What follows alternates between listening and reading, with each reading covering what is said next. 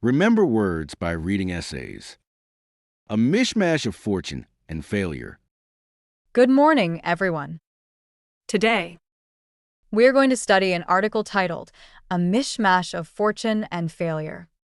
First, let's listen to the whole passage once to get a general understanding of the story. Ethan was always passionate about soccer. On weekends, he would run across the dusty field, dribbling past offenders as if life itself depended on it. His coach, a bespectacled old man, often warned him not to get heady over small victories. But Ethan loved celebrating jauntily after every goal. Off the field, though, Ethan's life was far less glorious. His family business had turned into a mishmash of cheap goods, flimsy clothes, broken toys, even outdated clockwork gadgets. When the economy slumped, the store quickly became defunct. Ethan's father felt deeply aggrieved, muttering that all his decades of work had gone to waste. Ethan refused to back down. He believed he could turn things around by launching an online shop. At first, it seemed to work. His clever marketing helped him rake in quick profits. And one viral campaign even let him make a killing. His friends admired how his projects were always tinged with creativity and boldness. But success was intoxicating. In his eagerness, Ethan ignored warnings and invested heavily in risky ventures. His arrogance began to get in the way of sound judgment. A hasty deal with shady partners only occasioned lawsuits and courted financial disaster, which soon resulted in the collapse of his business empire. When the court announced his debts were unpayable, Ethan felt like he had reached his life's nadir. The humiliation was overwhelming. He nearly became incontinent with fear as reporters surrounded him outside the courthouse. For months, he locked himself away, his confidence shattered. But slowly, he began to reflect. He realized that ambition without discipline was nothing but folly. This painful journey, though brutal, had given him a vicarious understanding of his father's struggles. One morning, Ethan stepped out of his house, breathed in the crisp air tinged with hope, and decided he would start again not recklessly, but wisely.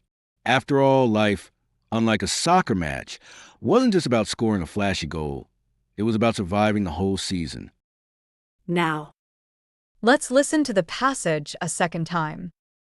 This time, please listen carefully while I explain some of the key words and phrases as we go along.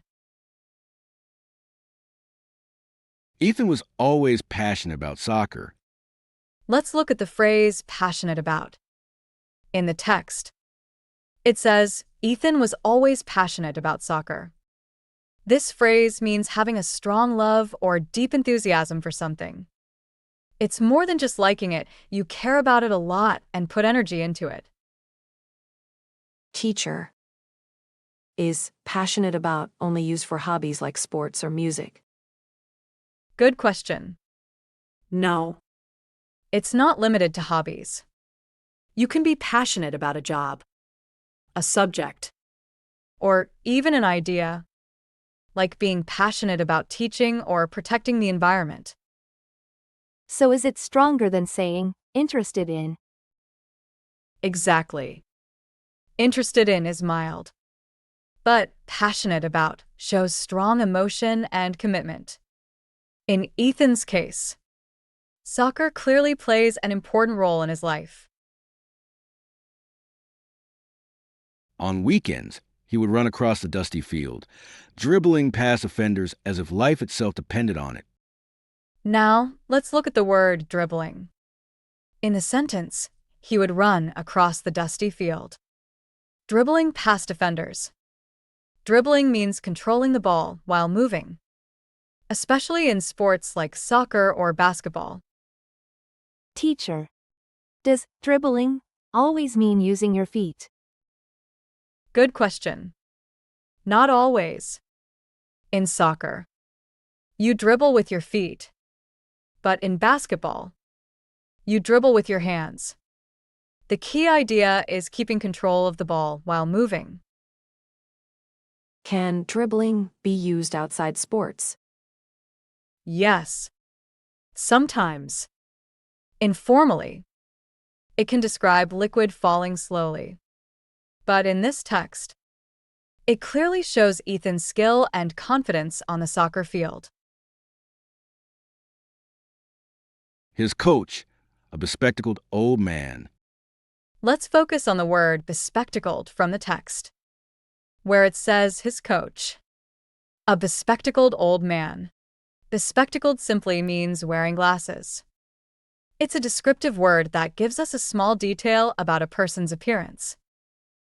Teacher, can we just say wearing glasses instead of bespectacled? Yes, you can. But bespectacled is a single adjective, often used in writing to make descriptions more vivid and concise. Is it formal or casual to use bespectacled? It's a bit more literary or formal than just wearing glasses. But it's common in stories or essays to quickly paint a picture of someone, like the coach here. Often warned him not to get heady over small victories. Now, let's look at the word heady in the sentence. His coach often warned him not to get heady over small victories. Here, heady means feeling overly excited or confident, often in a way that can make you act rashly or lose perspective. Teacher.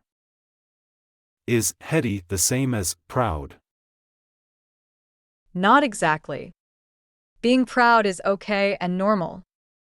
But heady usually has a negative sense. It suggests you might let success go to your head and make mistakes. Can we use heady for things other than people? Yes. Sometimes. For example, a heady experience can mean something thrilling or intoxicating. But in this text, it describes Ethan's attitude after scoring goals, warning that excitement could cloud his judgment. But Ethan loved celebrating jauntily after every goal. Let's examine the word jauntily in the sentence. Ethan loved celebrating jauntily after every goal. Jauntily means doing something in a lively, cheerful, and confident way, often showing energy or lightheartedness. Teacher. Is jauntily the same as happily? Not exactly. Happily just shows feeling good. But jauntily emphasizes a lively, spirited attitude, sometimes with a bit of pride or flair in your actions. Can it describe walking or moving too? Yes. For example, someone can walk jauntily, meaning they move with energy and a confident, cheerful style. In Ethan's case, it shows how he celebrates each goal with lively excitement. Off the field, though, Ethan's life was far less glorious. His family business had turned into a mishmash of cheap goods. Now let's look at the word Mish-Mash in the sentence. His family business had turned into a mishmash of cheap goods. A mishmash means a confused or messy mixture of different things. It's used when things are not organized or don't fit well together. Teacher. Is mishmash the same as mixture? They are similar. But mishmash usually implies disorder or randomness, while mixture can be neutral or positive. Here, it suggests the shop had a chaotic collection of products. Can we use it for ideas? Or just things? Good question. You can use it for ideas, plans, or even writing, not just physical objects. For example, a story can be a mishmash of different genres. In Ethan's case, it describes his father's shop as disorganized and unfocused. Flimsy clothes, broken toys. Let's look at the word flimsy in the sentence. His family business had turned into a mishmash of cheap goods, flimsy clothes, broken toys. Flimsy means weak, easily damaged, or not strong. It describes something that is poorly made or fragile. Teacher. Can flimsy be used for things other than objects? Yes, it can. You can also describe arguments, excuses, or explanations as flimsy if they are weak or unconvincing. So, is flimsy worse than weak? It's similar, but flimsy often suggests physical weakness or poor construction, while weak can be more general. In the text, it shows that the clothes in Ethan's father's shop were cheap and easily torn, contributing to the business's failure. Even outdated clockwork gadgets. Let's focus on the word clockwork in the sentence. His family business had turned into a mishmash of cheap goods, flimsy clothes, broken toys, even outdated clockwork gadgets.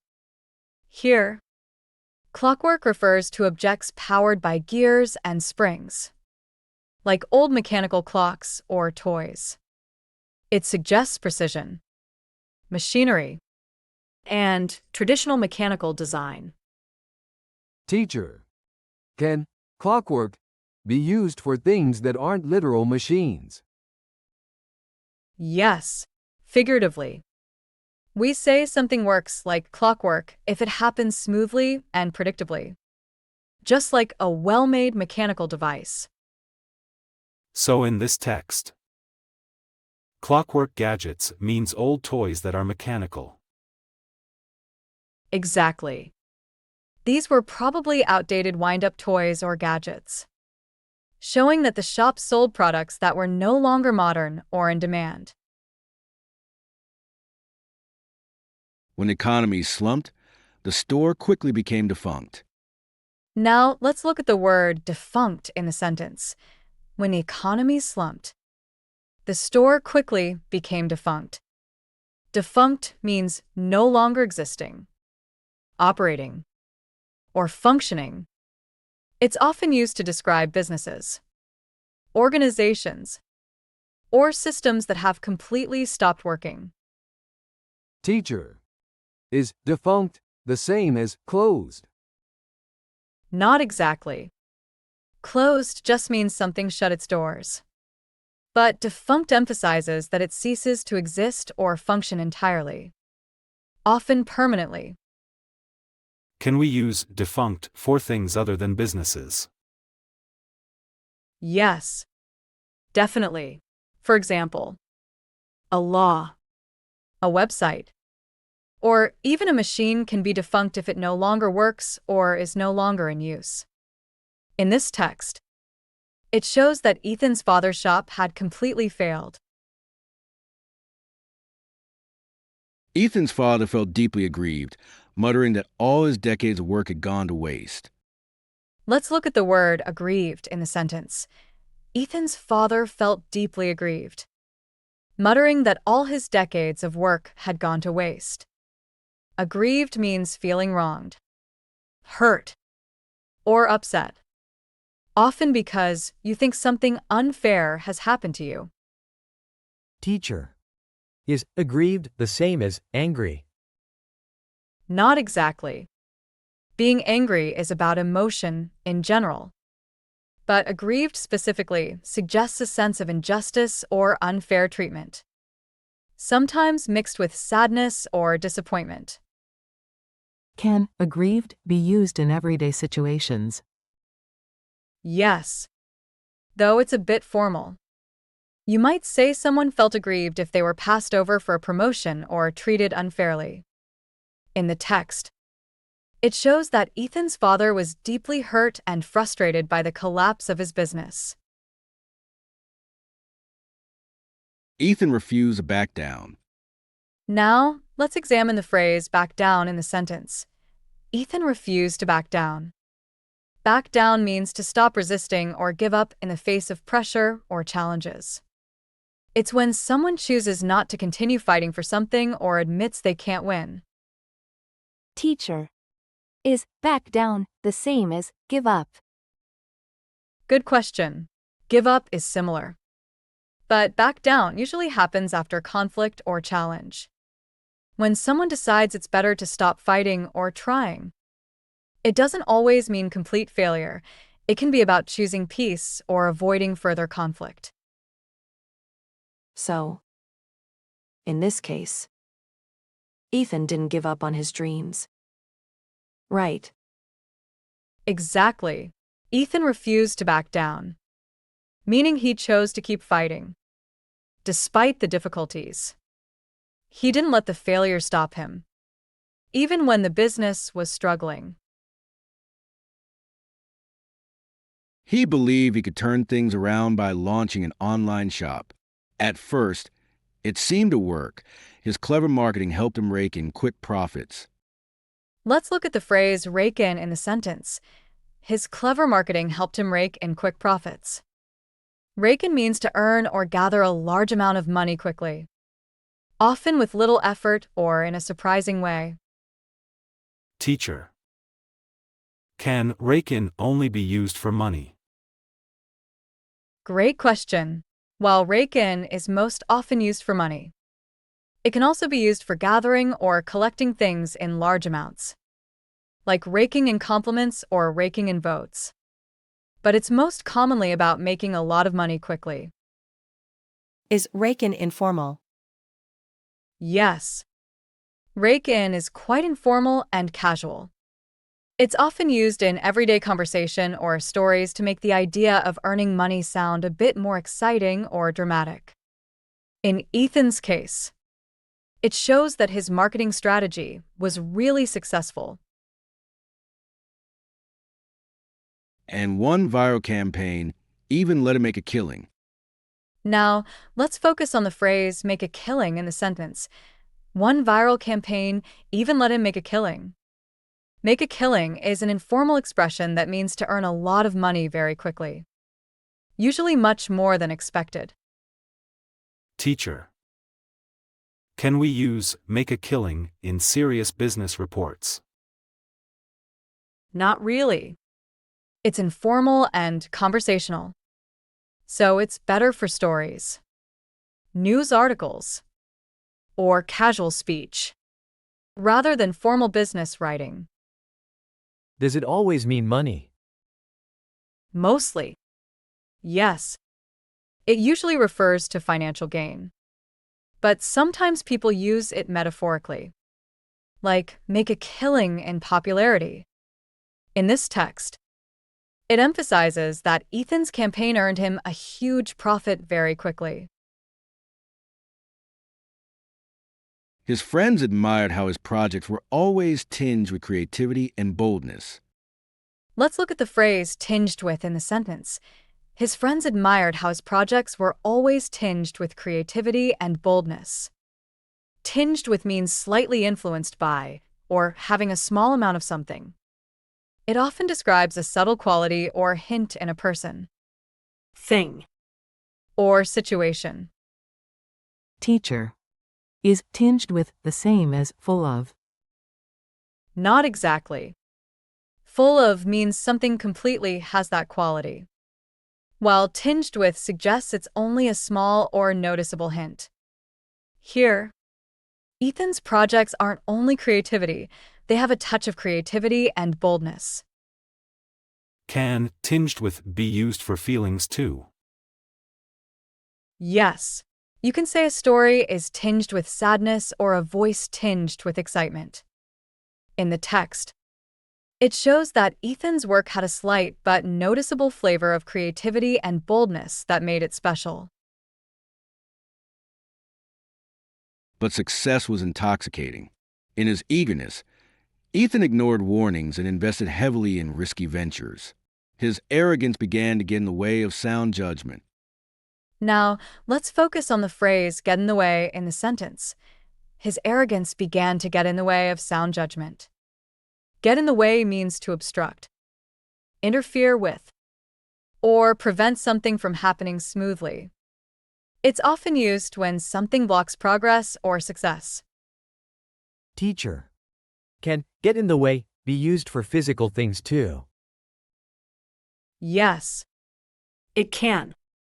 literally. You can say the chair got in the way of the door. meaning it physically blocked the path. But in this text, it's figurative, showing that Ethan's arrogance hindered his decision-making. Is it formal or informal?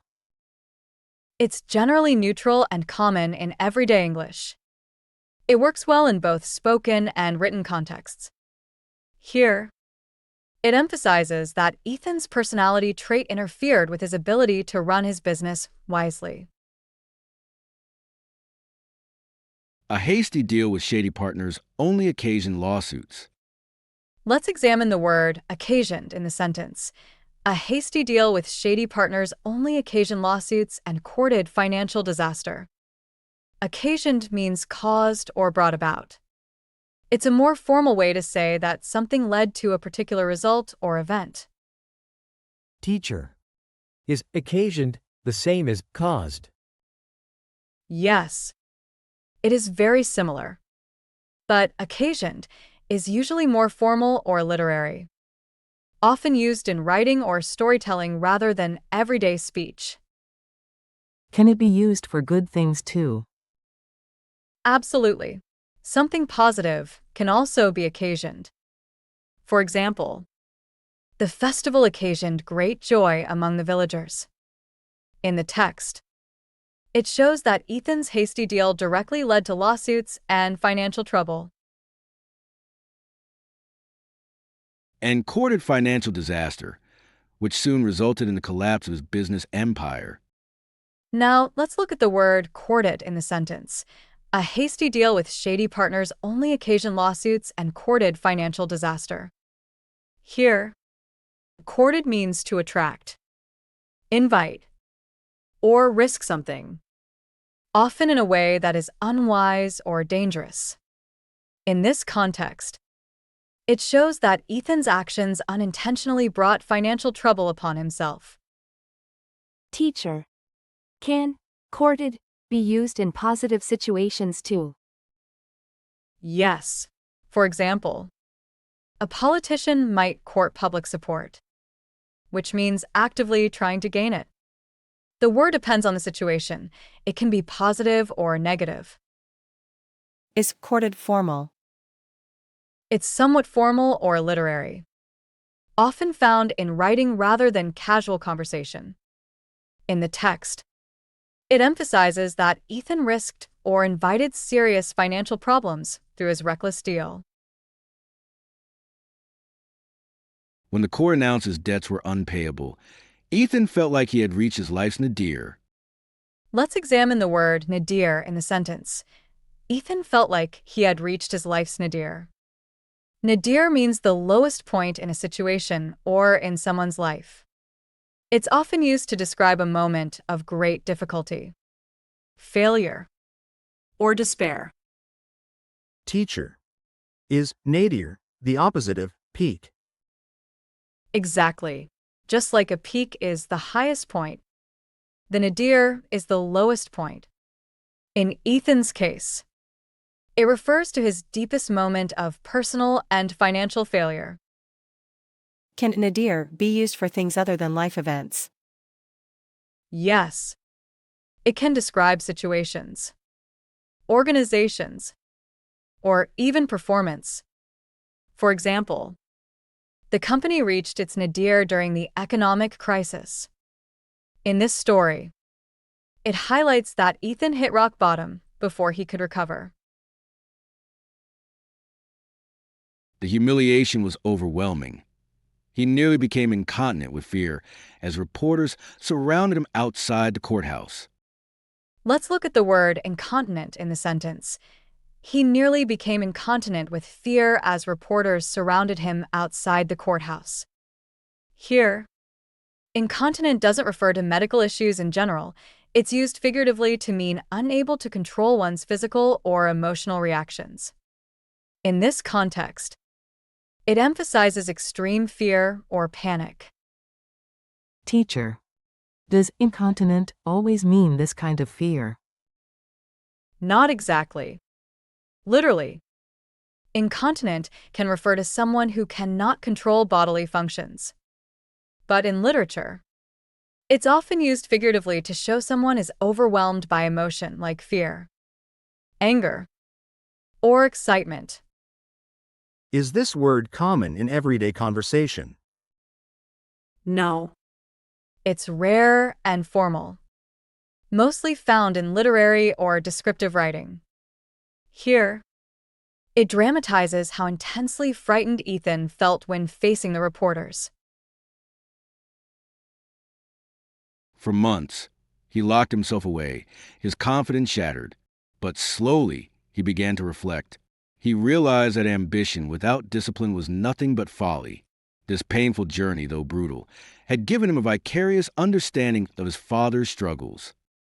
Let's focus on the word vicarious in the sentence. This painful journey, though brutal, had given him a vicarious understanding of his father's struggles. Vicarious means experienced indirectly through someone else's experiences rather than directly yourself. It's when you feel or understand something by observing another person. Teacher. Can vicarious only be used for feelings? Good question. Mostly it's used for feelings, experiences, or learning, like enjoying someone else's adventure or understanding someone else's pain. It's about living something through another person. So in the text, Ethan didn't live his father's struggles directly.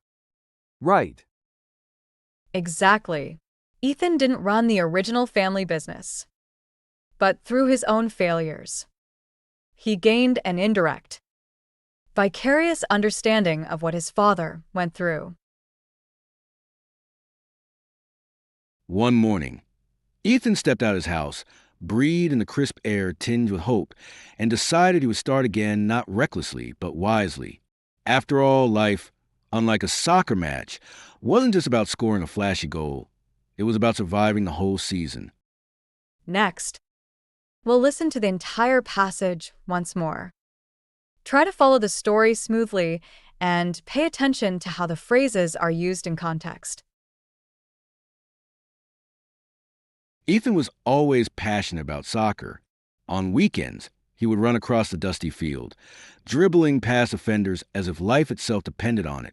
His coach, a bespectacled old man, often warned him not to get heady over small victories. But Ethan loved celebrating jauntily after every goal. Off the field, though, Ethan's life was far less glorious. His family business had turned into a mishmash of cheap goods. Flimsy clothes, broken toys, even outdated clockwork gadgets. When the economy slumped, the store quickly became defunct. Ethan's father felt deeply aggrieved, muttering that all his decades of work had gone to waste. Ethan refused to back down. He believed he could turn things around by launching an online shop. At first, it seemed to work. His clever marketing helped him rake in quick profits. And one viral campaign even let him make a killing. His friends admired how his projects were always tinged with creativity and boldness. But success was intoxicating. In his eagerness, Ethan ignored warnings and invested heavily in risky ventures. His arrogance began to get in the way of sound judgment. A hasty deal with shady partners only occasioned lawsuits and courted financial disaster, which soon resulted in the collapse of his business empire. When the court announced his debts were unpayable, Ethan felt like he had reached his life's nadir. The humiliation was overwhelming. He nearly became incontinent with fear as reporters surrounded him outside the courthouse. For months, he locked himself away, his confidence shattered. But slowly, he began to reflect. He realized that ambition without discipline was nothing but folly. This painful journey, though brutal, had given him a vicarious understanding of his father's struggles. One morning, Ethan stepped out of his house, breathed in the crisp air tinged with hope, and decided he would start again not recklessly, but wisely. After all, life, unlike a soccer match, wasn't just about scoring a flashy goal. It was about surviving the whole season. That brings us to the end of today's lesson. Thank you for your attention. And I hope this article has helped you better understand these useful phrases.